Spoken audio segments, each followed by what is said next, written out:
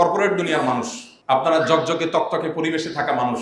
আমি একটা প্রশ্ন আপনাদের কাছে যদি রাখতে চাই, যে প্রশ্ন আমি আমার এক বন্ধুকে সিডনিতে রেখেছিলাম কয়েক মাস আগে। তিনি মস্ত বড় ইঞ্জিনিয়ার, বড় একটা কোম্পানিতে খুব হ্যান্ডসাম একটা স্যালারিতে জব করেন অনেক দিন থেকে। আমি তাকে বললাম, আচ্ছা ভাই বলেন তো, আপনি হ্যান্ডসাম একটা অ্যামাউন্ট পাচ্ছেন মান্থলি, আপনি অনেক পড়ালেখা করেছেন, অনেক কষ্ট করেছেন, এই সব কিছু করে আলটিমেটলি আপনি কি করছেন? তুমি বলেন যে কেমন কথা এটা, যে চাকরি করছি, ভালো একটা চাকরি করছি। তা বললাম, ভালো একটা চাকরি করছেন, এটা জিস্ট আমি যদি বলি, এক লাইনে যদি বলতে বলি, আপনি কি বলবেন, মানে আপনার অ্যাচিভমেন্টটা কি জীবনের? তো উনি কিছুটা চিন্তাগ্রস্ত হয়ে পড়লেন। আমি বললাম, আপনাকে আমি হেল্প করি। আপনি আসলে একটা কোম্পানিকে সার্ভ করছেন, বিনিময়ে আপনি কি পাচ্ছেন? বিনিময়ে কিছু ডলার পাচ্ছেন, যেটা দিয়ে আপনার ফ্যামিলি নিয়ে আপনি খুব ভালোভাবে জীবনটা পার করতে পারছেন। তাহলে এটা তো আপনার জীবন পার করার একটা মাধ্যম, যে আপনি একটা ভালো বাড়ি কেনার ব্যবস্থা করেছেন, ভালো একটা গাড়ি আছে, মান্থলি কিছু টাকা পয়সা পান, ফ্যামিলি নিয়ে খুব ভালোভাবে চলতে ফিরতে পারছেন। এটা তো আপনার চলাফেরা বা টিকে থাকার একটা চেষ্টা। হ্যাঁ, আমার চাইতে আপনি ভালোভাবে টিকে আছেন, পার্থক্য এটুকু। আমিও খাই, আপনিও খান, আমিও ট্রাভেল করি, আপনিও করেন, আপনি বিজনেস ক্লাসে করেন, আমি হয়তো ইকোনমিকে করি, পার্থক্য এটুকু। তো এখন আপনি যে টিকে আছেন, এই টিকে থাকাটা কি জন্য? তো তিনি বলতে পারছিলেন না। আমরা যারা কর্পোরেট দুনিয়াতে আছি, আমি আইদার কোনো কোম্পানিকে অথবা নিজের কোম্পানিকে, আমি কোন একটা লোগোকে, কোন একটা ব্র্যান্ডকে আমি সার্ভ করছি, এবং এটার জন্য আমার সমগ্র জীবন আমি শেষ করেছি। আমি যদি আর একটু পেছনে যাই, একেবারে শৈশবে চলে যাই, একজন বাবা, একজন মা তার সন্তানকে ভালো একটা স্কুলে ভর্তি করাবার চেষ্টা করেন। কেন? কারণ ভালো স্কুলে পড়ে ভালো রেজাল্ট করলে ভালো কলেজে যেতে পারবে। ভালো একটা কলেজে যাওয়ার চেষ্টাটা কেন থাকে? কারণ ভালো একটা ইউনিভার্সিটিতে যেতে পারবে। ভালো একটা ইউনিভার্সিটিতে গেলে কি হবে? ভালো একটা জব পাবে, সেজন্য ভালো একটা ক্যারিয়ার হবে সেজন্য। আচ্ছা, ভালো একটা জব পেলাম, ভালো একটা ক্যারিয়ারও হলো, এরপর কি চাকরি করব বা ব্যবসা করব, মান্থলি টাকা পয়সা আসবে, বুঝলাম। তো আমার জীবনের গোলটা আসলে কি? তাহলে দিন শেষে একজন খেটে খাওয়া দিনমজুর, তিনিও বেঁচে আছেন, আমিও বেঁচে আছি, তার চাইতে আমি একটু ভালোভাবে বেঁচে আছি, পার্থক্য এটুকু। তাহলে কি আমি এভাবে বলতে পারি যে আমার সমগ্র জীবনের একেবারে শুরু থেকে আজও পর্যন্ত পুরো জীবনভর আমি যা করেছি, আমি স্কুলে পড়েছি, কলেজে পড়েছি, ভার্সিটিতে পড়েছি, আমি জব করেছি, ট্রেনিং নিয়েছি, দেশ বিদেশ ঘুরেছি, সবগুলো করেছি ফর কোম্পানি। কোম্পানিকে আমার সারা জীবন দিয়ে শেষ মুহূর্তে এসে আমি রিটায়ারমেন্টে গিয়ে এবার মৃত্যুর জন্য অপেক্ষা করছি। তো কোম্পানির জন্য সারা জীবন আমি দিলাম, কোম্পানি আমাকে কি দিল? কিছু স্যালারি দিল বেঁচে থাকার প্রয়োজনে। সময়টা উপস্থিতি আমরা যদি এভাবে লক্ষ্য করি, তাহলে দেখতে পাবো যে আমাদের জীবনের আসলে চূড়ান্ত বা স্পষ্ট কোনো লক্ষ্য নেই। আমি কেন বেঁচে আছি?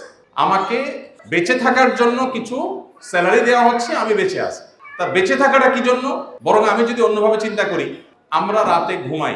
কেন ঘুমাই? কারণ সকালে আমার জবে যেতে হবে, ডিউটিতে যেতে হবে, কোম্পানিতে কাজে যেতে হবে, বা আমার নিজের কোম্পানিতে যেতে হবে। তো আমার রাতের ঘুমটাও মূলত জবের জন্যই। আমি একটু খাওয়া দাওয়া করে সুস্থ থাকার চেষ্টা করছি জবের জন্যই। তার আমার পুরো লাইফটা আমি সার্ভ করছি মূলত একটা কাজের জন্য।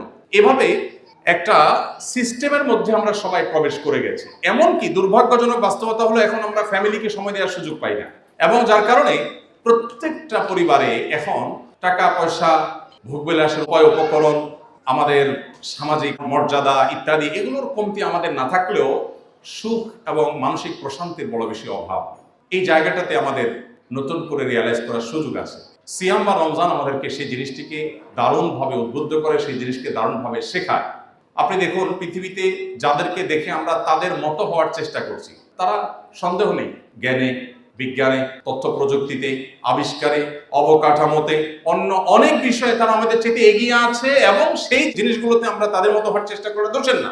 কিন্তু কালচারের কথা যদি আপনি বলেন, তো আমি নির্দ্বিধায় বলতে পারি, আপনি যে কালচার ধারণ করেন অ্যাজ এ মুসলিম, আপনার সে কালচারাল দিক থেকে আপনি ওর চাইতে, ও যদি জাগতিক বিষয়গুলোতে আপনার চাইতে 200 বছর এগিয়ে থাকে, তো আপনি কালচারাল দিকগুলোতে, পারিবারিক সুখে, দাম্পত্য শান্তিতে আপনি তার চাইতে 400 বছর এগিয়ে আছেন। আমরা আমাদের সমাজে স্বামী স্ত্রীর মধ্যে যে ভালোবাসাটা দেখি, তারা এগুলো তো কল্পনাও করতে পারে না। আপনারা আমার চাইতে ভালো জানেন এগুলো। তাদের ব্যাপারটা বেশিরভাগই হলো অনেকটা রুমমেট বা ম্যাচমেটের মতো, যে ঠিক আছে আমি ইলেকট্রিসিটি বিল দিচ্ছি, তুমি গ্যাস বিল দাও, আমি পানি বিল দিচ্ছি, তুমি বাজার খরচের টাকাটা দাও। এ হলো তাদের অবস্থা। আমাদের পারিবারিক জীবনে যত অশান্তি থাকুক না কেন, দিন শেষে একজন স্বামীর সাথে একজন স্ত্রীর যে বন্ডিং, যে ভালোবাসা, এটা আসলে তারা কল্পনা করতে পারে না। আমাদের সমাজে এখনো সন্তান বাবা মাকে, এই অধঃপতনের পরও এখনো সন্তানরা বাবা মাকে যতটা ভালোবাসে, বাবা মার সন্তানকে যতটা ভালোবাসে, তারা তো এগুলো চিন্তা করতে পারে না। আমাদের এই সুখের জায়গাটাতে আমরা অনেকেই খুব যথাযথভাবে আমাদের উপলব্ধিটা সেভাবে আমাদের হয়ে উঠছে না এবং আমরা হীনমন্যতায় ভুগি। অ্যাজ এ মুসলমান আমাদের ইসলামের চর্চাটা যেমন বাড়ানো দরকার, ইসলামটাকে বোঝা দরকার, ইসলামটা আমাদের পরিবারের মধ্যে খুব চমৎকার ভাবে গেঁথে দেওয়া দরকার এবং চর্চাটা বাড়ানো দরকার। এর ফলে কি হবে?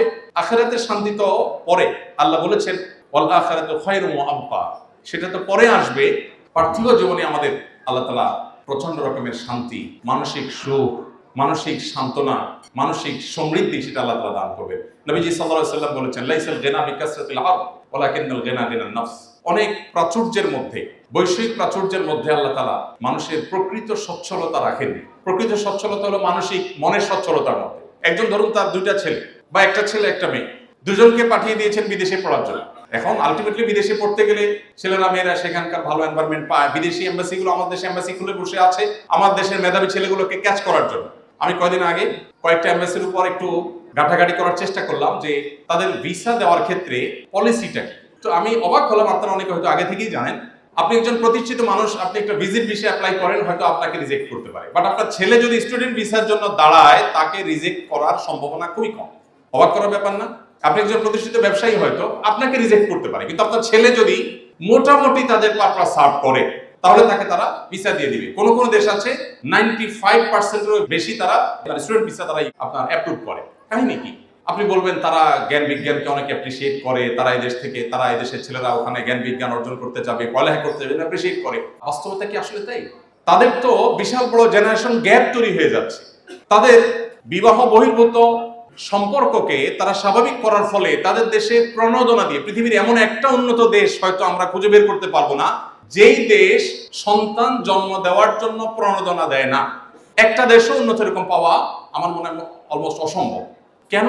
টাকা দিচ্ছে, পয়সা দিচ্ছে, মান্থলি বাধা দিচ্ছে, এটা দিচ্ছে, সেটা দিচ্ছে, কিন্তু সন্তান জন্মের হার বাড়ছে না। ওই যে মানুষের টেন্ডেন্সি নষ্ট হয়ে গেছে, যার ফলশ্রুতিতে আপনার দেখা যাচ্ছে যে খুব ভয়াবহ একটা জায়গায় তারা চলে আসছে। আমরা কিন্তু সেই ক্রাইসিসে নাই, তারা যে ক্রাইসিসে আছে। তো এই যে ব্যাপারটা, এই জায়গাগুলো আমাদেরকে নতুন করে ভাবতে শেখায় যে কালচারালি আল্লাহ তাআলা আমাদেরকে অনেক ভালো জায়গায় রেখেছে। আস-সুন্নাহ ফাউন্ডেশন, উম্মার স্বার্থে সুন্নাহর সাথে।